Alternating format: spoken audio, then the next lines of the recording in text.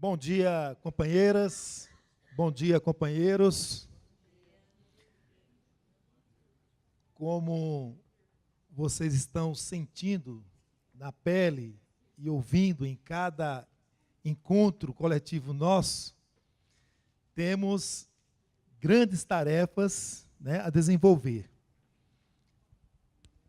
Nas nossas mãos, ajudamos, esse país a ser diferente, contribuímos com isto, porque muitos que enfrentaram a ditadura militar, que ajudaram a organizar o movimento sindical combatente, continuam na luta junto com outros que chegaram depois dessa década, e com essa resistência e mobilização, conseguimos colocar o sindicalista, o trabalhador na presidência desse país, e foi o melhor presidente que tivemos na história desse país. Então, isso é uma demonstração que temos capacidade de fazer diferente. Temos condições de fazer diferente. Estamos enfrentando uma situação complicada agora, porque deixamos de fazer aquilo que começamos a fazer na década de 60, 70, 80, impedindo que na década de 90 o projeto neoliberal fosse consolidado aqui no país e avançando nesse processo. Por isso, a nossa responsabilidade de continuar firme nessa luta, nessa construção, é muito grande. Por isso, parabenizo a CONTEE pelos constantes encontros que está realizando e buscando essa unidade entre nós, setor público e privado. Eu sempre estou já quase da casa participando efetivamente com vocês. Então, parabenizo e agradeço mais uma vez o convite da direção, ao cumprimentar o companheiro aqui, Henrique, cumprimentar os companheiros também aqui da mesa, nesse processo de debate, de discussão, junto aqui com a companheira Selene, que também é diretora da CNTE, estamos aqui para trazer também a nossa dinâmica, as nossas ações, na perspectiva de fortalecer essa nossa luta.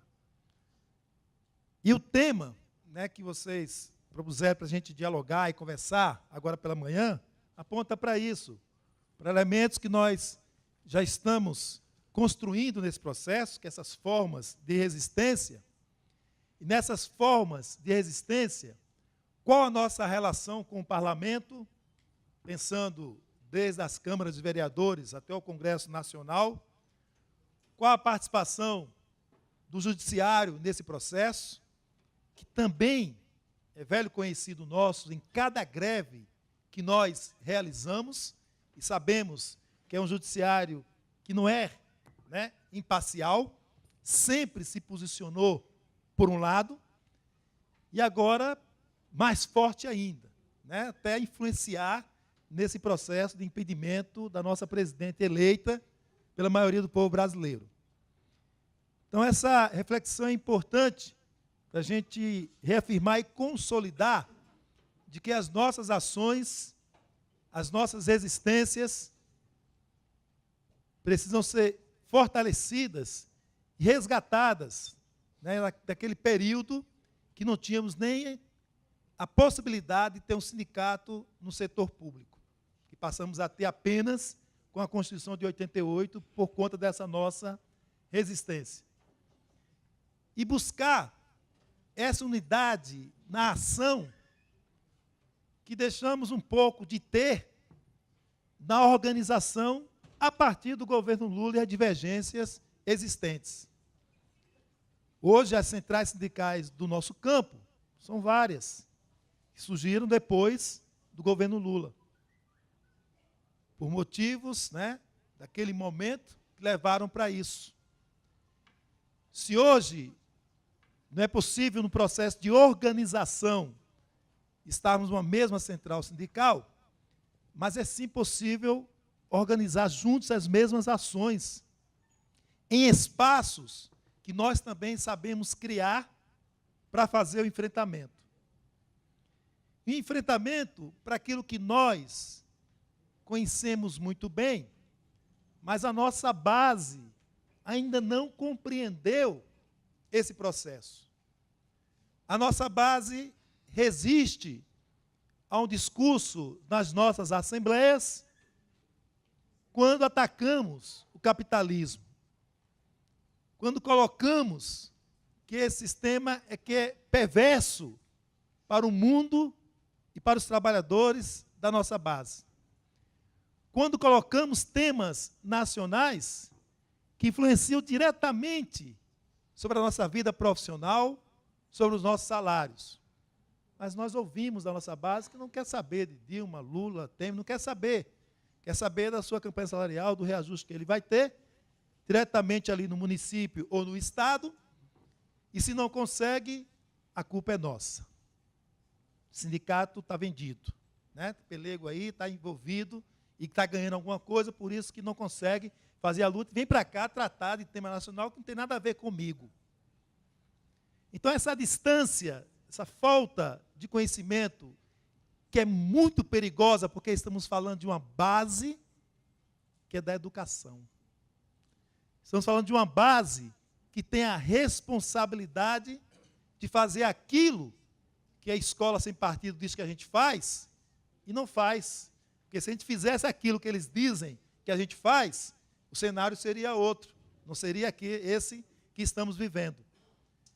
Então, esse elemento é importante para que a gente, naquilo que a gente busca, nas informações que recebemos pelo WhatsApp, nos comunicados, material que estamos colocando o tempo todo com muitas informações, que alguns nós conseguimos ler, conseguimos buscar, mas muitos que estão lá na sala de aula, que é a nossa base, que a gente tem que dialogar, pode ter um tempo para ver isso, pode ter um tempo que não, pode não se dedicar a essas leituras. Eu destaquei alguns pontos desses materiais que são enviados para a gente, para poder tentar dialogar aqui em cima fazer a resistência em cima de quê?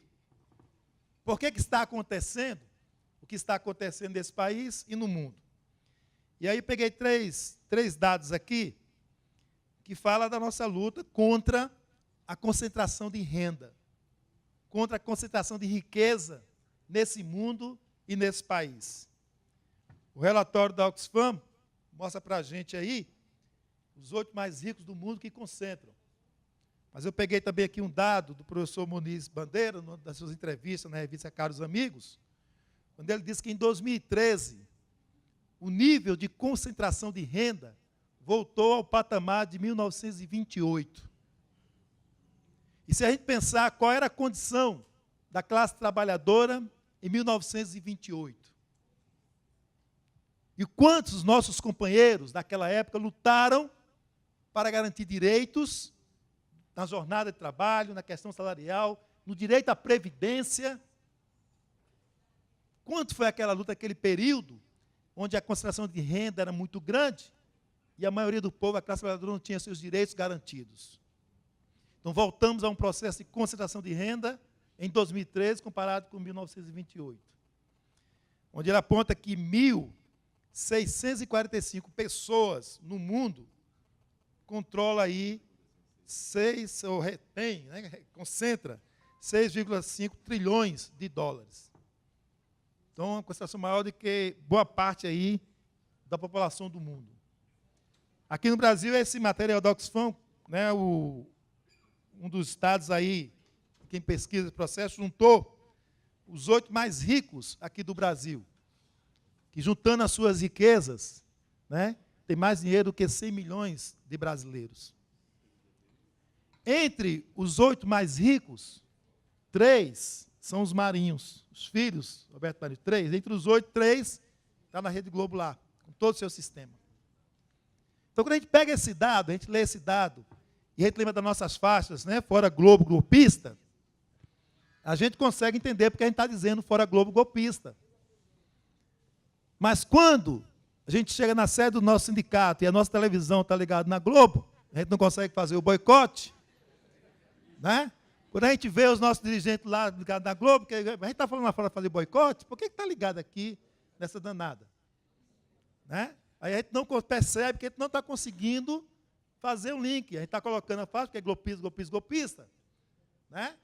E muitas vezes pode ser que as pessoas entendam, sabe, porque está incentivando só se a Dilma está com raiva porque ele é do PT por conta disso. Não. Está aqui. Tem um objetivo político lá porque quer concentrar esse processo.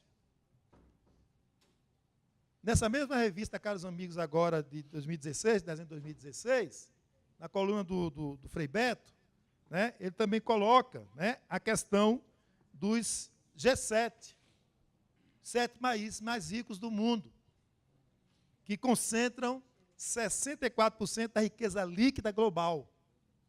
São 263 trilhões de dólares em 7 países.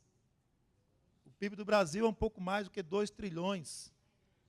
Quando a gente pega esse dado, aí entende por que o ano passado eles mudaram a lei do pré-sal, né, que era a Petrobras também está fortalecida nessa exploração, e aí essa ânsia dos ministros golpistas Serra e da Educação Mendonça, de ter projeto de lei que tire da Petrobras essa possibilidade e dessas empresas internacionais vir buscar aqui as riquezas do nosso país.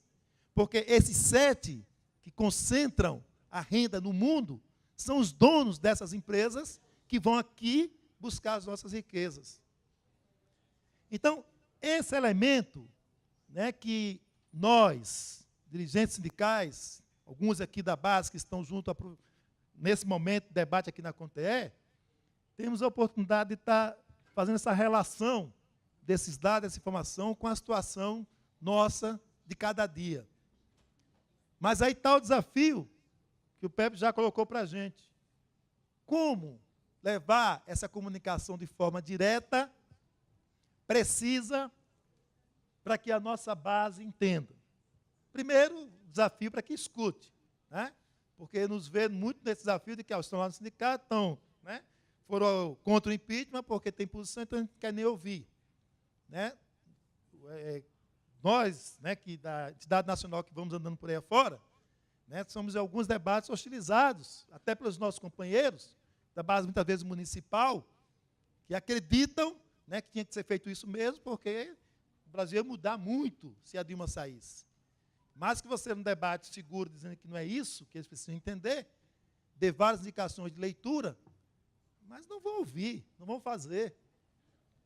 Porque é necessário que alguém, pelo menos um ou uma, que esteja no dia a dia dessa atividade dos companheiros, possa ir lá estimulando, levando debate, levando a discussão. Por isso que não temos que criar novas formas de existência. Temos que executar o que nós construímos lá atrás. Comissão sindical de base. Organização local de trabalho. Quem, naquela escola, pela manhã, à tarde, à noite, é o representante do sindicato naquela escola, naquele local de trabalho. E que esse representante depois não venha nos pedir a liberação sindical. Né? Porque também pecamos nesse processo. Né? Por ter uma representação, agora eu quero ser, né, liberado para poder... Não podemos cometer essa falha. Né? É a representação lá colocada para fazer essa relação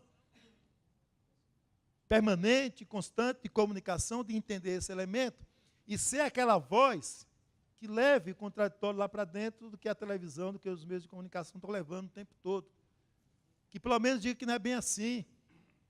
Vamos chamar alguém do sindicato para poder aqui conversar, vamos abrir um debate, vamos, né, trazer o tema de forma mais aprofundada, para não ficar só com a opinião de um lado que é de uma classe que é diferente da nossa, que quer nos acabar conosco, tirar, sugar do nosso trabalho, da nossa luta. Então, a Comissão Sindical de Base é importante nesse processo, para a gente pensar, reorganizar e trabalhar nesse processo de resistência da nossa organização. Porque, levando a informação, buscando o debate, podemos chegar para dizer aos nossos companheiros e companheiros que aquilo que é aprovado lá no Congresso Nacional, pelos deputados federais, pelos senadores, influencia diretamente na nossa vida. E se a gente não vai tratar de temas gerais, que a nossa categoria quer ser muito imediata, quer tratar da educação, então vamos começar discutindo pela educação. E aí vamos pensar como é que é a composição da Comissão de Educação na Câmara dos Deputados. Vamos pegar o perfil dos 42 parlamentares que compõem essa comissão e vamos observar que entre 42 deputados, apenas 12 são professores. 4 do ensino superior, 8 da educação básica. Entre os 8 da educação básica, empresários da educação, como Isalci, que quer implantar a escola sem partido para cima da gente, desse processo lá do DF, né, do PSDB. Então, dentro dessa composição, né, tem uma intenção conservadora aí, já trabalhada e construída. O PSC tem vários parlamentares lá dentro. Entre eles, o Bolsonaro é titular da Comissão de Educação, que é de São Paulo. O filho dele, que é do Rio de Janeiro, é titular na Comissão de Educação. O Feliciano é titular na Comissão de Educação. Nós conhecemos essas figuras e suas ideias para o Brasil. Estão lá dentro. Então, se articularam durante o ano que a gente discutia se a CONAI ia ser em março ou em novembro, que era a grande polêmica colocada para a gente, foi o ano da eleição. E aí, quando a gente discutia se a CONAI era março ou dezembro, brigava com o Mercadante nesse processo, eles estavam nas nossas bases, ganhando os votos para fazer a composição que foi feita. E a nossa representação, perdemos. Então, outro desafio que está posto para nós é pensarmos como nós vamos, de fato, também atuar no mundo do parlamento, da política. E vocês aqui de Belo Horizonte sabem a diferença que faz, né, quando temos um justo lá na Câmara dos Vereadores, uma voz nossa lá dentro marcando a diferença. Em Pernambuco, com a nossa companheira Tereza Leitão, nós sabemos a diferença que faz. Foi presidente do sindicato, foi diretor da CNTE, e o programa de escola sem partido nem passou pela Comissão de Educação, pela qual é presidente. Conseguiu barrar na Comissão de Educação, não deixou sair de lá, pelo discurso, pelo conhecimento que tem da causa nesse processo. Por isso, um outro desafio para a nossa resistência é, sim, discutir as questões das eleições, parlamento. Isso não é uma resistência só da nossa base, não. Nós temos resistência de discutir isso dentro da direção do nosso sindicato. Temos companheiros que ainda acham que eu estou no sindicato para lutar pelo sindicato. Não quero saber de partido, não quero saber disso. Como se só estar na frente do sindicato fosse suficiente para resolver a questão, porque o restante é partidário, não vou me envolver. Ora, se fosse assim, Lula nunca chegaria a ser presidente desse país. Porque quando a gente lê a história da vida dele, ele também pensava assim. Quando o irmão dele insistia para levar ele para o sindicato, ele dizia que não ia. Porque o sindicato lá com o irmão dele só queria saber lá do partido também, ele disse que não ia. Quando decidiu ir, disse que ia, mas só ia lá pelo sindicato, pela categoria. Foi, quando chegou lá dentro, descobriu que não era suficiente, que não dava conta disso. E aí percebeu que tinha que ocupar outros espaços, não só, claro, ele, mas a classe trabalhadora tinha que ocupar o espaço onde define essa política. E quando a gente pega o material do DIAP e vê a composição completa do Congresso Nacional, são as minorias absurdas lá dentro, tanto na perspectiva da representação da classe trabalhadora, quanto na questão sindical, aí caímos mais ainda no educacional. Então, esse é outro desafio que nós temos que estar levando e debatendo. Como nós vamos nos comportar em cada processo eleitoral, a cada 2 anos nesse país? Como nós vamos nos organizar para que trabalhadores e trabalhadoras em educação sejam candidatos e eleitas para ocupar o espaço da Câmara e tenha a nossa voz lá dentro também para fazer a disputa nas Assembleias Legislativas dos Estados e no Congresso Nacional. Então, isso é outra estratégia que nós íamos pensar como um desafio forte para enfrentar essa questão do parlamento. Esse conjunto, né, de ação da nossa organização, né, dentro do local de trabalho, dentro da organização sindical, da nossa unidade nas ações que precisamos desenvolver e na atuação, né, estratégica no parlamento, poderá, né, influenciar a sociedade brasileira para se fortalecer contra o poder judiciário, contra um poder que tem lado até hoje nesse país. E não precisa ir longe. Como é que um ministro do STF, né, que julgou sócio de um hotel onde ele estava hospedado e usando avião particular dessa pessoa? Que ligação é essa do judiciário com esses empresários que roubam o nosso país, que desviam recursos, que tem processo e é liberado?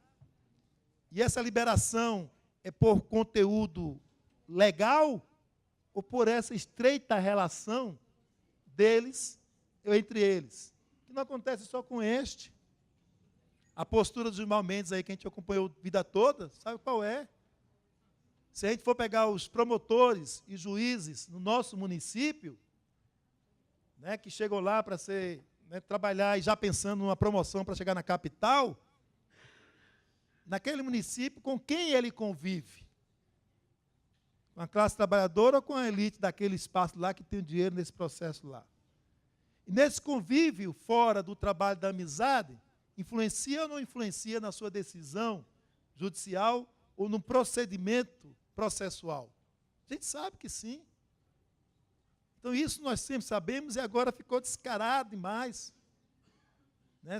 Esse tema de vocês, com esse número, né, da revista Caros Amigos, que eu anotei aqui em algum lugar, depois eu vou lembrar para trazer para vocês, qual é o número dela, está todo em cima disso. As entrevistas, as matérias, os artigos, todo falando dessa influência do judiciário nesse processo, nessa batalha, nessa luta que estamos enfrentando. Então, estou tentando, né, mostrar aqui que vamos ter que retomar um processo que nós começamos a construir na década de 70, ou de 60, sei lá, 70, para tomar os sindicatos pelegos, atuar por dentro, ganhar um sindicato, tornar um sindicato combativo, de luta, né, de fazer essa discussão na construção de um partido que pudesse fazer enfrentamento, de ter representação. Então, um processo que nós construímos que foi exitoso em 2002, com a eleição do Lula, depois de várias tentativas.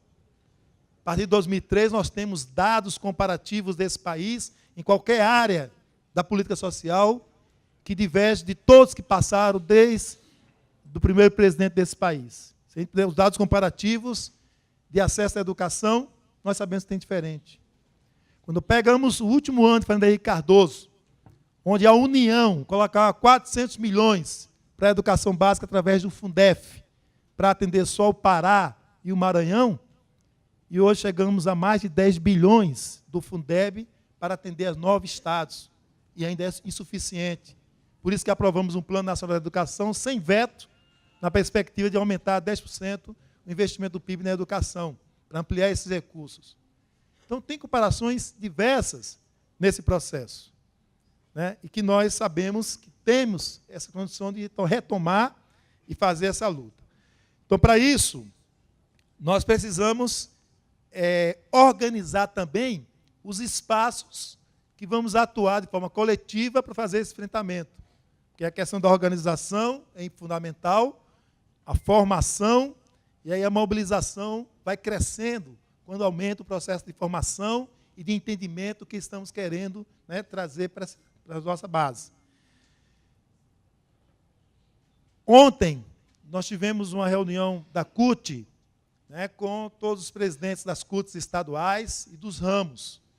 E recebemos um material completo, que eu vou, né, pedir para compartilhar aqui com vocês também. Nós temos, né, Selene, reunião a semana que vem da CNTE, já vamos distribuir esse material, onde cada estado recebeu os seus parlamentares, um levantamento onde ele foi mais votado em cada município, né, do seu estado, onde ele teve mais votos lá, município, o número de votos, percentual, todo esse levantamento, e qual a sua linha de atuação no Congresso. Qual que é, sempre vota com o governo, quem é, às vezes, indefinido, ora vota, ora não vota, né, e quem é contra. Então, essa relação completa, né, e a partir dela deliberamos pelo Comitê em Defesa da Previdência, da Aposentadoria, para ficar mais claro para a população. Né? Comitê em Defesa da Aposentadoria, para a população entender. E aí pegamos a lista também de que devemos formar comitê nas grandes cidades, porque para a quantidade de municípios que nós temos não serão em todos, mas nas grandes cidades, e esse comitê vai ter esse papel mobilizador de fazer o que o Pepe falou aqui para a gente, né? Levar a foto desse parlamentar, levar a posição dele dentro do Congresso, o que, é que ele já votou contra a classe trabalhadora, para poder a gente trazer esse elemento para o seu eleitor, aquele que votou nele, está cobrando dele. Votei nele e agora está tirando meu direito nesse processo. Então, essa é uma ação que tem que ser feita por um comitê mesmo. Um comitê significa todos nós estamos lá. Né? Nós temos uma leitura que, se a gente consegue aqui juntar a educação, os rurais e os bancários, vamos ocupar muitos municípios, porque nós estamos em todos os municípios desse país, em todos. Você tem uma agência bancária lá, você tem uma escola, né? Você tem os rurais lá atuando nesse processo. Então, claro que vamos agregar muito mais, né, pessoas nesse processo, nesse comitê, muito mais movimentos nesse processo. Mas é importante a gente realizar esse movimento para que a gente faça esse combate de imediato. E não temos muito tempo. Né? O Pepe já colocou para a gente aí qual a intenção deles e já demonstraram isso para a gente com projetos anteriores. Tá? Então, é importante essa mobilização imediata e a gente sabemos, claro, que contamos com a CONTER, né, até porque já estamos juntos, né, nesse processo, nessa luta. Outra forma de fazer o enfrentamento específico na área da educação é o que também nós criamos e estamos atuando, que é o Comitê Nacional de Luta em Defesa da Educação Pública. Tá? Reunimos várias vezes esse comitê, vamos voltar a reunir agora dia 20 de fevereiro, e dia 20 e 21 de fevereiro foi o limite que nós colocamos para que a lei do Plano Nacional de Educação fosse cumprida pelo Ministério da Educação. O Fórum Nacional de Educação é um instrumento conquistado por nós, um instrumento que nós reivindicamos desde a Constituinte. Então, é um espaço institucional, está na lei, e o Ministério da Educação não está cumprindo, não está querendo que funcione. Então, nós deliberamos na última reunião do comitê que o prazo era 20 e 21 de fevereiro. Né? Até ontem, de quinta-feira ontem, são 10 dias antes da reunião, que o MEC deveria emitir as passagens para os membros do fórum. Não fez. Tá? Então, vamos juntar todo o nosso material. Já convidamos o Ministério Público Federal para ir para a nossa reunião dia 21. Vamos juntar tudo e a decisão que vamos apontar é a seguinte: não vai fazer, vamos para a Justiça denunciar que o Ministério da Educação está descumprindo uma lei federal, fazer o pau com ele na Justiça e vamos cuidar do que nós sempre fizemos. Nós fizemos 5 CONEDs, 5 Congressos Nacionais de Educação, entre nós, mobilização de nossas entidades. Vamos continuar fazendo essa luta junto com o comitê. E é esse processo de mobilização que vai nos levar a levar o debate das conferências municipais para dentro dos municípios, tratando esse tema e outros temas nesse processo da reforma trabalhista, pelo emprego e as questões do direito da educação, fazer as etapas estaduais, para que possamos, em 2018, ter uma grande ação nacional, né, para continuar pressionando pela implementação de uma lei que nós conquistamos e que tem, né, dentro das suas 20 metas, boa parte das nossas impressões digitais lá dentro. Não todas, mas tem boa parte ali dentro. Vamos fazer valer com que aquele plano, de fato, aconteça e seja colocado em prática. Tarefa difícil, árdua, mas que nos anima para a luta, né? Buscando essa unidade, buscando essa forma aí. É importante dizer que não podemos perder espaços nenhum. E vocês estão vindo, nós já receber pelo WhatsApp. Né? Carnaval do Rio de Janeiro, vai começar com um bloco Fora Temer. O Carnaval de Pernambuco, dia 24, vai começar com um bloco. Todos os sindicatos que têm bloco vão se reunir juntos para um bloco Fora Temer. Então, todos os espaços. Nós estamos com a estratégia de atuar dentro do galo da madrugada, 1 milhão de pessoas, e para nós não vai ser só festa. Vamos fazer festa, vamos pular, mas vai estar lá com as nossas denúncias. Os nossos blocos de carnaval de Olinda, que é muito conhecido, Acho é Pouco, por exemplo, essa é a chamada. Acho é Pouco fora Temer. Essa é a chamada. Então, não vamos perder tempo. É aquilo que nós sabemos, a praguinha, a praga no peito, né, camisa, o tempo todo, confrontando, levando panfleto, discutindo, conversando com a população, mostrando, porque eles sabem que nós temos esse poder. A PEC 55, né, a emenda 95 foi aprovada. Quando ela foi aprovada, 60% da população já era contra.